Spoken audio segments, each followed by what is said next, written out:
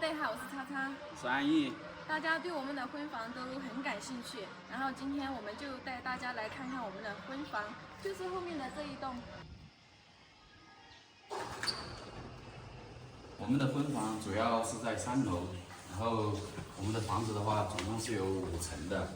1楼的话就是厨房、工具间和堂屋这些，然后2楼是我爸妈他们在住，3楼的话就是我们的婚房，然后4楼和5楼的话暂时是空置的，没有人居住。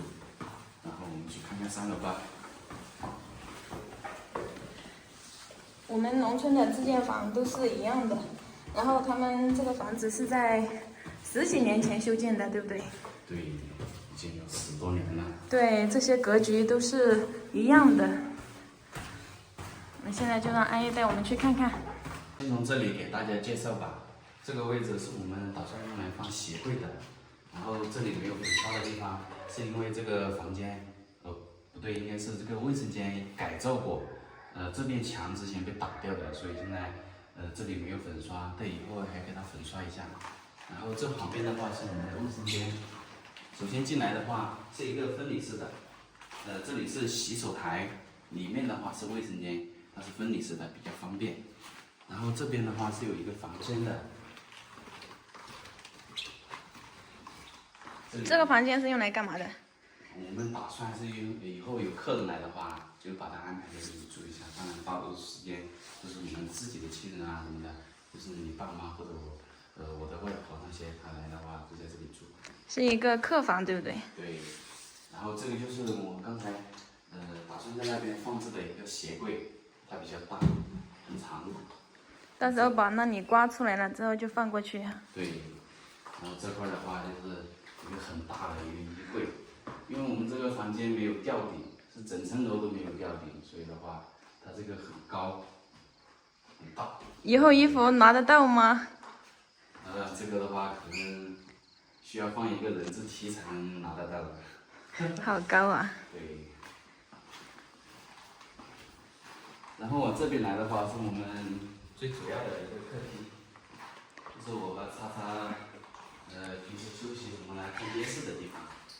对。我们的沙发是我们到那个家具城去一个一个去挑选的，最终才选了这么一款。这个沙发怎么样？很舒服的。这是上次我们去买的，然后已经运过来的。这里面的家电都还没有安置好，因为家电的话是我们陪嫁了过来，就把这些家电给安装好。这些电视机全部都是预留出来的。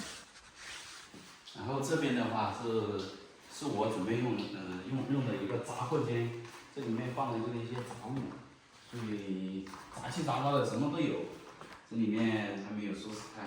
确实是杂货间。对。里面堆的都是一些杂物。对。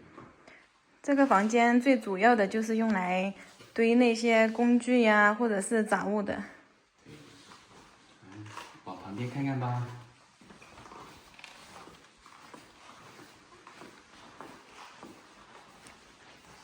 这里的话就是我俩的婚房，来进来吧。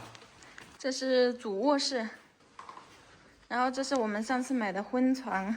对，这个床也是我和叉叉到家具城去很多家挑选下来的。对，这个婚床摆在这里还挺高大上的。对，我们跑了很多地方才决定。这里的衣柜也是好高啊。对，这个跟那边是一模一样的。我的天呀，我感觉我只能拿下面的，上面的根本就拿不到。这里以后我们要买一个人字梯，然后搭在这儿放东西。谁懂啊？我换个衣服还要上人字梯去取衣服。还有这里看，这个梳妆台是一个阿姨买的哟，大家可以猜猜是谁买的。好漂亮啊，摆在这里好高大上。谢谢这位阿姨了。还有没有？还有一个，这里有一个房间，这个目前的话是我的妹妹在住，我们看看吧。这个采光很足。对。这就是她的卧室了。可以。然后这儿也有一个衣柜，这个就比较小，但是高的话还是一样的高度。对，每间房间的衣柜都特别高，取衣服的话都不好取。对。然后我们3楼的情况的话，基本就是这个样子，就是4个房间，一个客厅，一个卫生间，没有厨房。我还是想到城里去买一套属于我们俩自己的房子。你为什么会产生这样的想法？因为成家了嘛，就所有的责任全部都要担在自己的身上，就不能再依靠爸妈他们了。而且我俩结婚的话，以后有什么都不太方便。在这里不是挺好的嘛？离我爸妈也近，离你爸妈也近。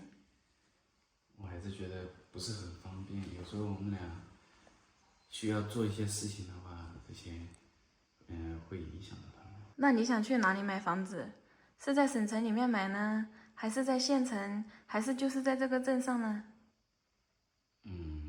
我想离他们不是太远，也不是太近，这样的话就在城里、县城里买好了。你主要是想买房子来干嘛？过二人世界？都属于我2个人的世界呀。钱呢？钱的话慢慢找呗。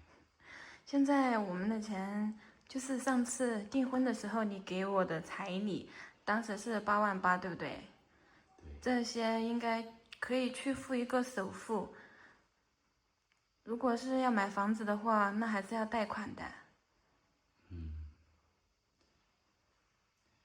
买房的话，现在咱们这个不是很有钱，当然得贷款了，这压力还是有点大的。对呀，所以你自己要考虑清楚啊。在县城里买的话，总比在那个省城里面买要便宜一些，这样的话我们的压力稍稍会小一点。县城离我们这里的话也就20多公里，其实也还是挺近的。对。主要是看你怎么想。我觉得还是在县城里买比较好，因为以后咱们2家这边他们有什么事情的话，我们都可以及时过来。要做一些什么帮忙的活呀，我们也可以参与一下。如果太远的话，一去一来就需要1天时间，这样的话，太远了，不是很方便的。